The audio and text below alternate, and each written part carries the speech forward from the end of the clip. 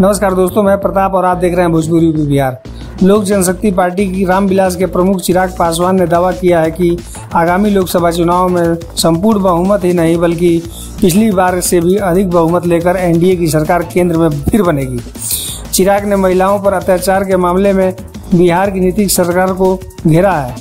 केंद्र की नरेंद्र मोदी सरकार के विरुद्ध कांग्रेस पार्टी के अविश्वास प्रस्ताव पर बहस के दौरान गुरुवार को लोक जनशक्ति पार्टी के अध्यक्ष चिराग पासवान को बोलने का जब अवसर मिला तो इस मौके पर उन्होंने प्रधानमंत्री नरेंद्र मोदी के नेतृत्व वाली केंद्र सरकार के कार्यों की सराहना करने के साथ ही बिहार की महागठबंधन सरकार की आलोचना करने के लिए भी किया।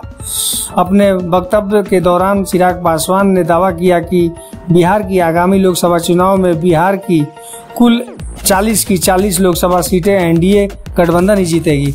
दोस्तों, वीडियो को लाइक करें, चैनल पर सब्सक्राइब जरूर करें और अपनी राय कमेंट बॉक्स में जरूर दें।